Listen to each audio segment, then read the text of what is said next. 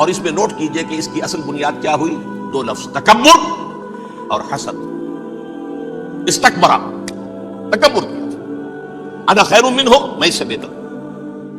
یہ ساری بس کی گانٹھ یہی ہے، سب سے بڑی گمراہی کی وجہ یہی ہے۔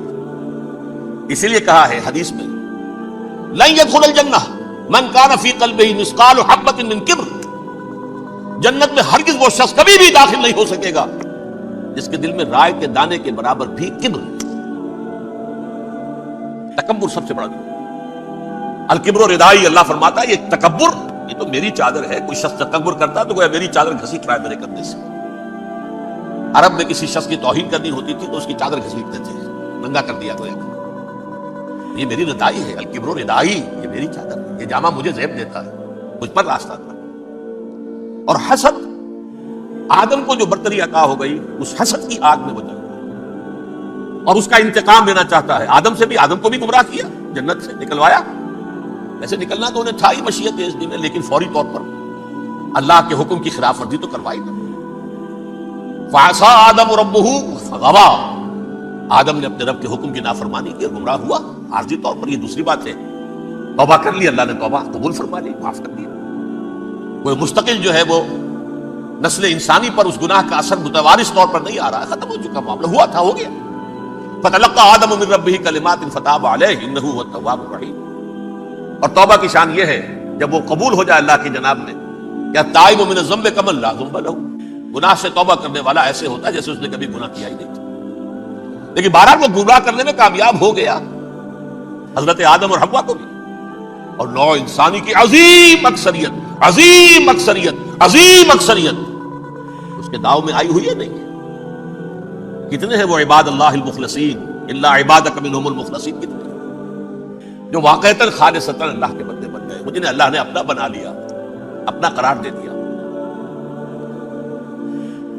اب اس کے ساتھ نوٹ کیجئے، اس ابلیس کے ساتھ ایک فوج بھی ہے جسے قرآن مجید میں کہا گیا ہے یہ اس کی پارٹی ہے، حزب الشیطان۔ یہ اکیلا نہیں ہے، ایک تو وہ عزازیل ہے، اس کی طویل ترین عمر اللہ نے دے دی، وہ تو قیامت تک رہے گا۔ باقی بھی جنات جو ہیں ان کی نسل میں سے، جو اس کی نوع میں سے، اس کی نسل میں سے، جنات کی عمریں انسانوں کی عمروں سے زیادہ ہیں، بہت زیادہ ہیں، لیکن پھر بھی اتنی نہیں ہے۔ یہ خاص ہے اس کا معاملہ کہ اس نے کہا تھا رب انظرنی الی یوم یبعثون، مجھے دے دے مہلت اس وقت تک تاکہ میں ثابت کر کے دکھا دوں کہ جسے تو نے یہ خلافت دیا یہ اس کا اہل نہیں ہے۔ Let me prove this point, ولا تجد اکثرهم شاکرین، تو ان کی اکثریت کو شکر گزار نہیں پائے گا۔ وہ ابلیس جو ہے وہ ریکروٹ کرتا ہے اپنے فوجی، اول تو خود جنات میں سے جو اس کے نمبر 1 لشکری ہے۔ قرآن مجید میں اس کا اشارہ دیا گیا ہے، انہ یراکم هو وقبیلہ من حیث لا ترونہم۔ دیکھو لوگو، اے انسانوں، وہ ابلیس لعین عزازیل اور جو اس کی قبیلے کے لوگ ہیں، جنات ہیں، وہ تمہیں وہاں سے دیکھتے ہیں، تاکتے ہیں اور حملہ کرتے ہیں جہاں سے تم انہیں نہیں دیکھتے۔ وہ غیر مرئی ہیں، انویزیبل ہیں، تمہیں نظر نہیں آتے۔ ویزیبل دشمن کا وار تو روک لو گے، انویزیبل کا کیسے روکو گے؟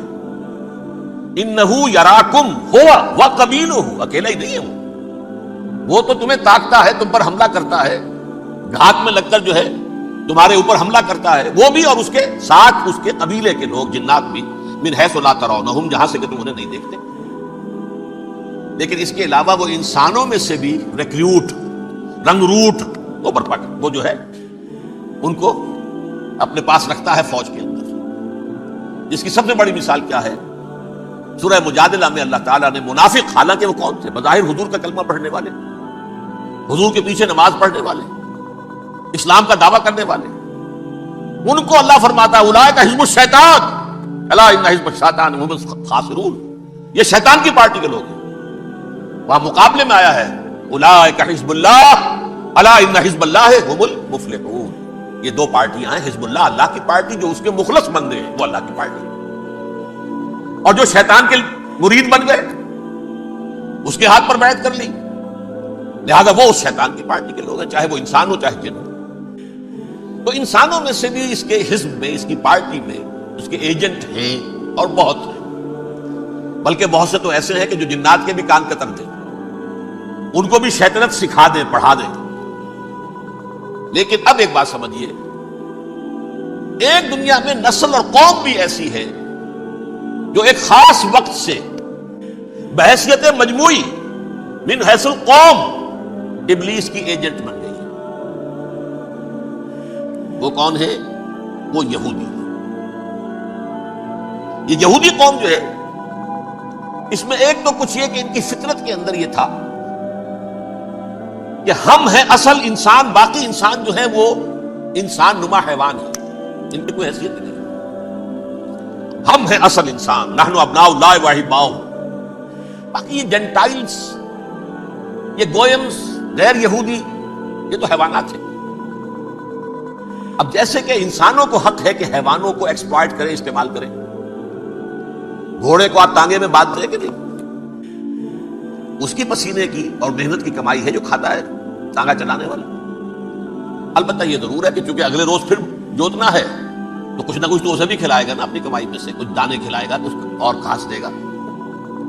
یا بیل کو جوتنا ہے ہل میں تو کچھ نہ کچھ اس کو دینا ہوگا کھانے، لیکن پھر اسے استعمال کرنا۔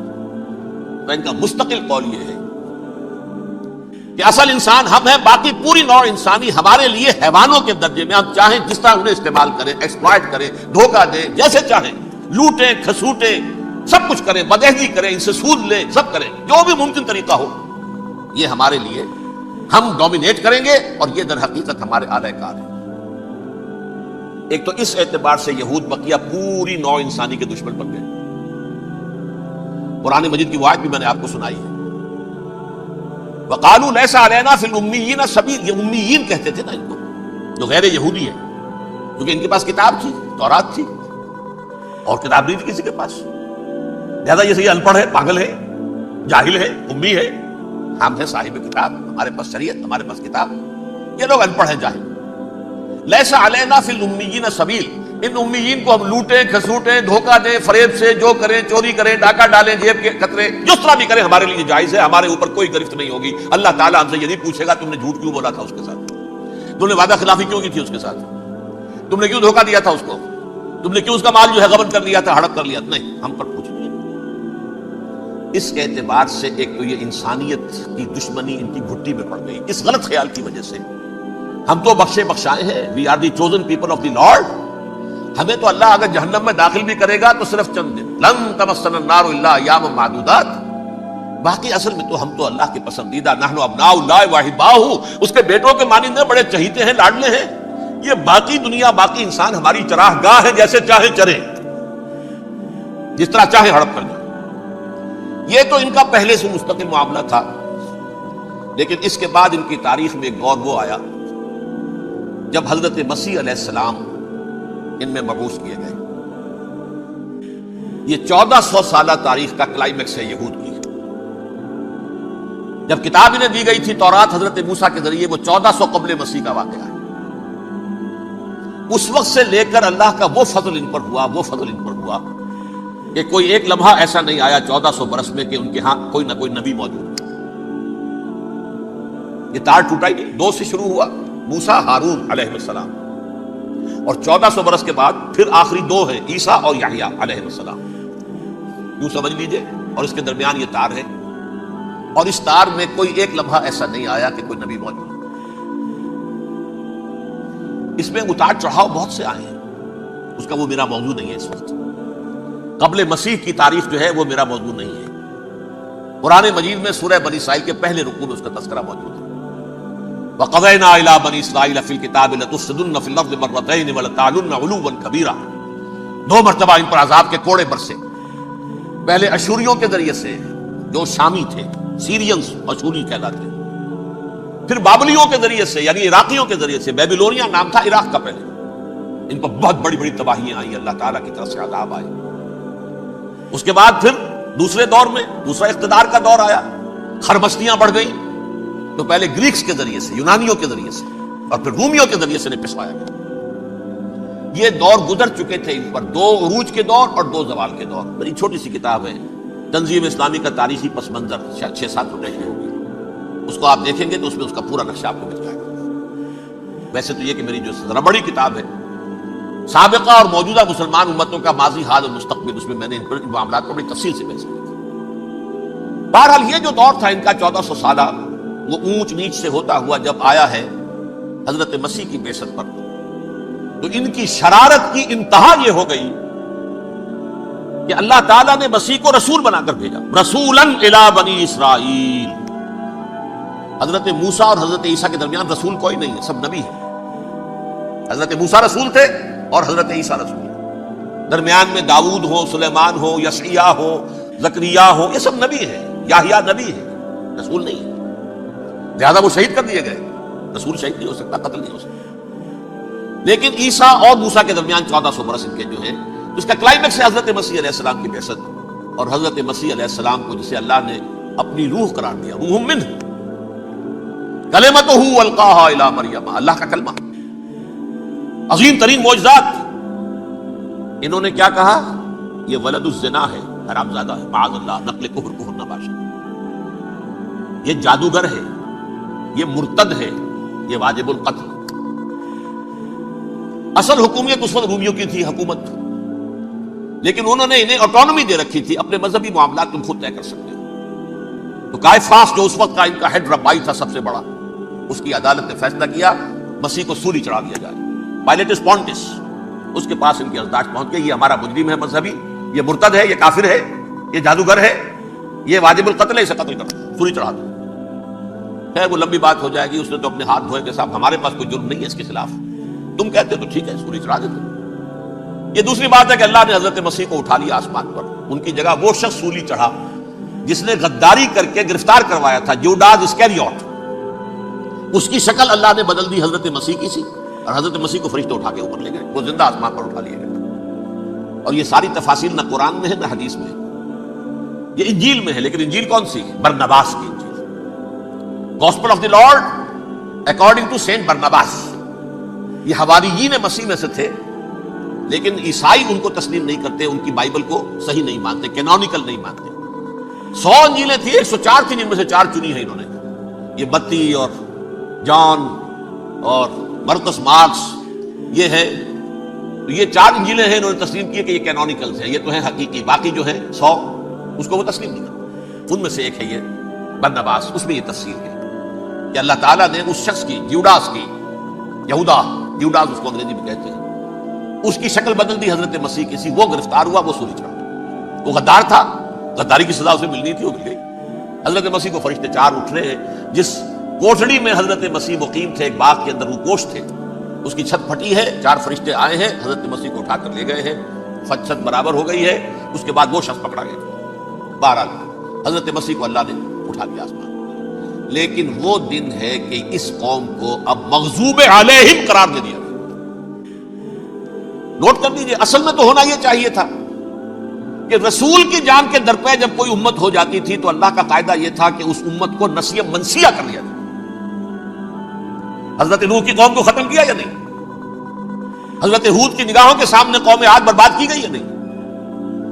حضرت صالح کی نگاہوں کے سامنے قوم سمود برباد ہوئی، یہ اللہ کا قاعدہ رہا۔ سدوم اور عمورہ کی بستیاں حضرت لوط علیہ السلام جہاں بھیجے گئے، مدین کا علاقہ جہاں حضرت شعیب بھیجے گئے، آل فرعون جن کی طرف موسیٰ کو بھیجا گیا، سب ہلاک کر دیے۔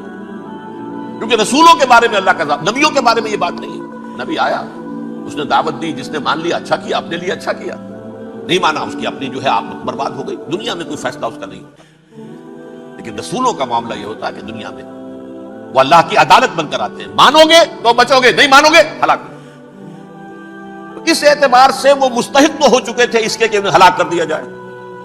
اب اللہ کی کوئی خصوصی مشیت ہے، اس میں کیا حکمت ہے، وہ ہے ایک حکمت، میں بعد میں اگر وقت ہوا تو بتاؤں گا۔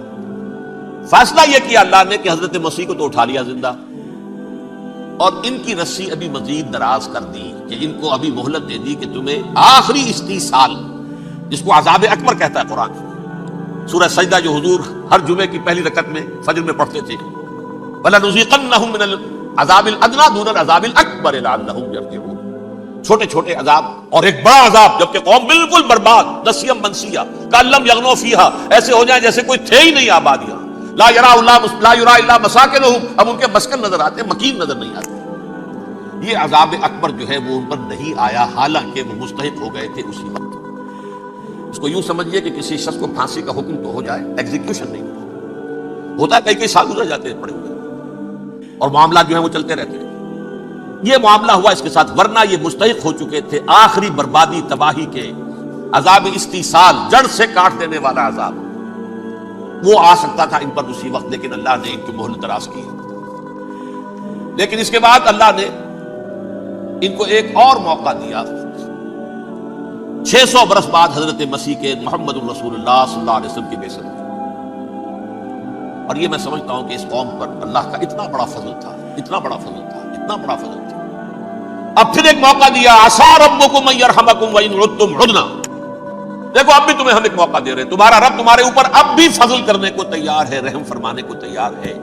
ان ھذا القرآن یہدی للتی ہی اقوم، اس قرآن کے سائے میں آ جاؤ، یہ شاہدرا ہے ہدایت میں آنے کا، اس میں داخل ہو جاؤ، محمد کی تصدیق کرو صلی اللہ علیہ وسلم، دامن محمدی میں آ جاؤ، اب بھی ہم تمہارے گناہ بخش دیں۔ لیکن نہیں، اس قوم نے حضرت محمد صلی اللہ علیہ وسلم کی دشمنی کی کمر کس لی، اور اب یوں سمجھیے اس تاریخ سے لے کر آج تک یہ گٹھ جوڑ ہے۔ ظاہر بات ہے کہ ابلیس کا بھی اصل دشمن اب کون ہے، یا ہدف کون ہے، ٹارگٹ کون ہے؟ جنہوں نے محمد کو نہیں مانا صلی اللہ، وہ تو ہے ہی جہنمی، ان پر کوئی اور محنت کرنے کی ضرورت کیا ہے؟ سمجھ گئے میری بات؟ حضور کی بعثت کے بعد جنہیں حضور کو رد کر دیا، ان پر ایمان نہیں لائے، وہ کون ہے؟ کافر، وہ جہنمی ہے ہی ہے۔ لہذا اس کے اوپر کوئی محنت صرف کرنے کی ابلیس کو ضرورت نہیں۔